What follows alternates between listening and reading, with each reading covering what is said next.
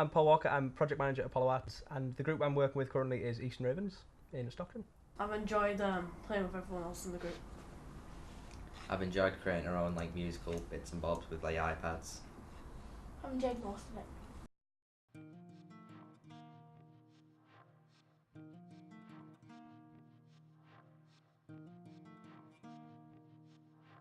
We've been working with the group for the past 6 weeks, but it's been fortnightly, so it's been over the past 2 months. And we worked with them again over in summer as well, so we've known the group a good 3 or 4 months now. The project is designed to give them opportunities in playing all sorts of different music, so we've been doing some samba drumming, we've been doing DJing, we've been doing keyboards, we've been doing music tech, so right now we're all music, so we've kind of been doing a lot of different things. They're a good group, they're lovely kids, but they're just very shy, very underconfident, which we've tried to pull out of them, just doing various activities, giving lots of praise, lots of encouragement. And as they are now, within the group, because they're used to myself and Naomi, they are really confident, they're happy to give across their opinions. But equally, they don't want to do performances, they're quite adamant they don't want to go out, so they're still underconfident, but within the session they have kind of bloomed a bit, so it's good to see. I really like learning about new instruments like drumming or working with the iPads. I really enjoyed using like the softwares and the iPads, you know, learning how the softwares work, which was quite an easy way of creating things. When we used the iPads, we've used like different things like GarageBand and stuff like that, and let us like make our own piece. I've learned like how to add sounds using some of the software on the iPads, like making their own DJ table, for instance, just putting sounds together. When we did like the iPad softwares, at first it just showed us sort of the basic stuff, let us have a play around with it, and then as we went on they showed us some more complicated stuff, so we could just build up on something basic and make it more complex and interesting.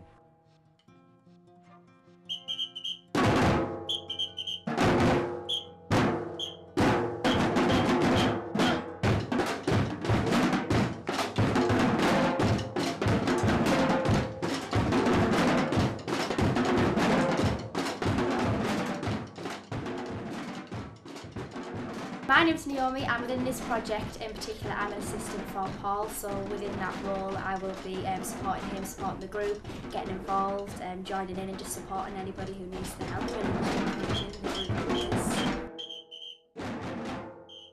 There's a couple of individuals who at first were very reserved, especially with the singing.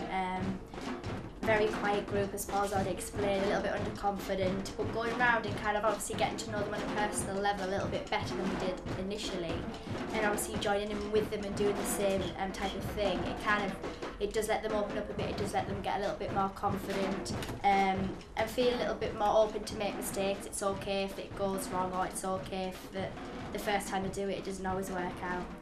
They are a quiet group, and especially at the very beginning, and obviously we're coming in, we're completely new, they haven't met us before, that was quite difficult, because when you kind of ask a general question, it was just kind of silent and nothing much was said.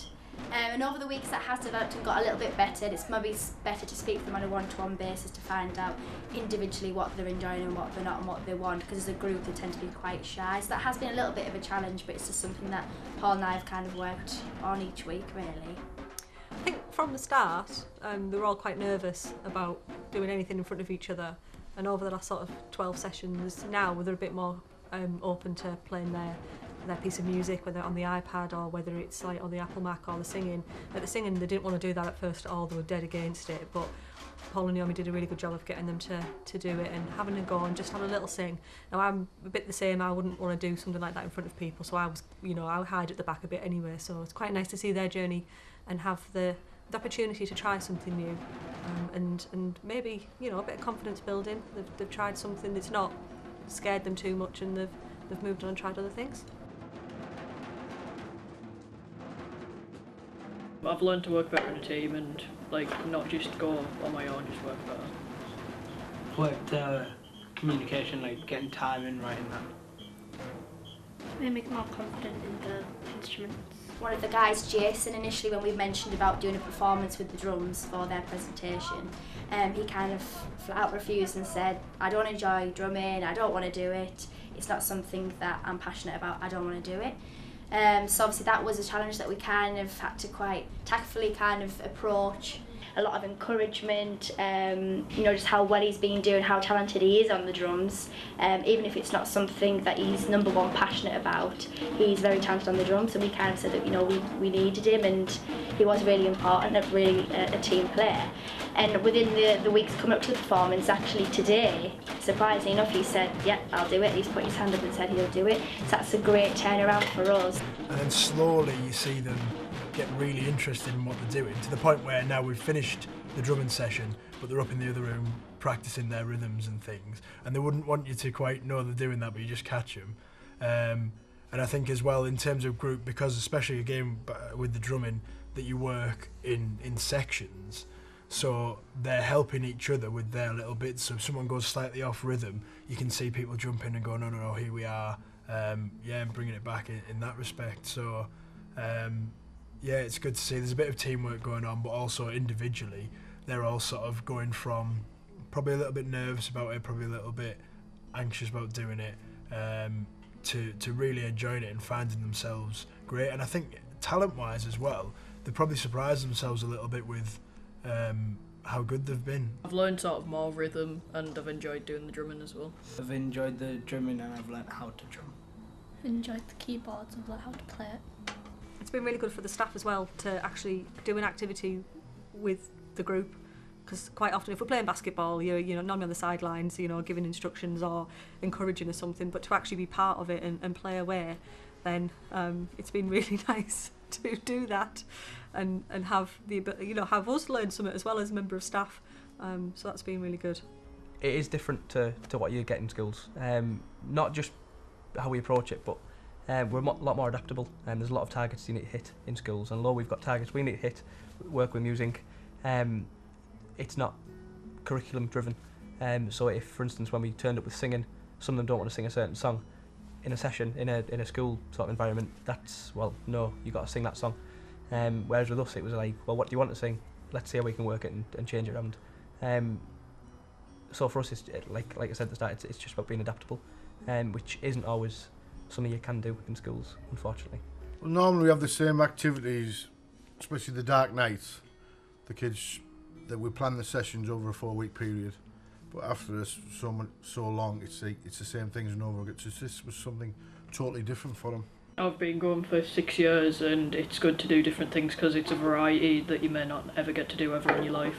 Normally in the spring and the summer we're outside, so by the time you get to end of March, the kids have got like cabin fever and they want to be out playing basketball, playing football.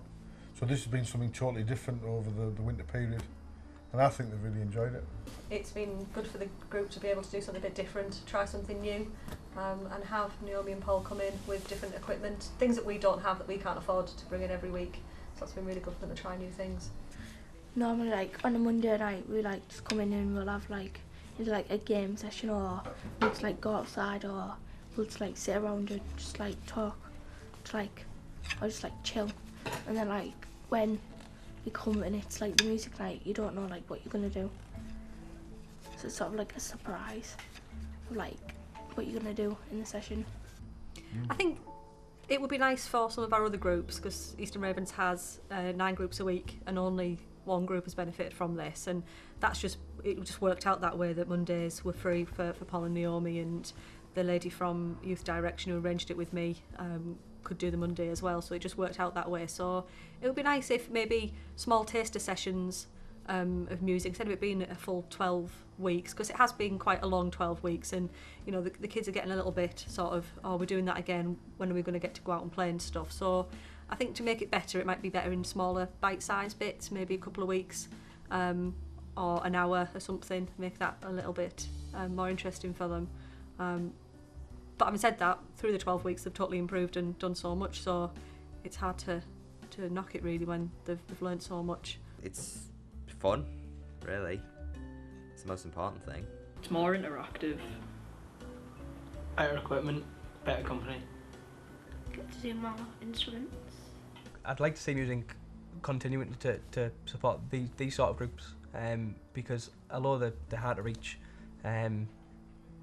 they are so more rewarding than maybe some of the school activities, or there's, we do obviously workshops and projects in schools where you get big sign-up numbers, and it just kind of trundles through and you get to the end of the project. With this sort of group, it's just a bit more personal. You do get a lot more back from them, and the progression route for the individuals in the group is just vastly different to what it is in schools, because you're seeing a huge change in the individual from the start, from week 1 to week 6 or 12, whatever it is. It's a gulf of difference, so I think that's the difference. I'd like to see musinc continue to fund those sort of projects. It's not something that you can do like every day. It's not something that you can really experience like using different instruments. So that's something that people should definitely be able to do. They may not get the chance anywhere else. I think it's important because like this is like sort of like a once in a time like sort of like thing to do, because you don't get to do, you might have your music lessons at school and stuff, but then it's like totally different when you come in, because it's not like when you're at school and you don't have the teachers like having to go at you and stuff. It's like dead fun and enjoyable, and like they make it good, and like they make it sort of like more fun for us like to do, because like they're the ones that's teaching us all the things. Like we all have a laugh. Whatever I'd add would be positive, because these sort of things are helping groups. I know obviously you get statistics back and you see the black and white, or this child's improved or that, but to actually meet the group, and I know it's not always possible to do that, you get a good sense of what musinc's doing.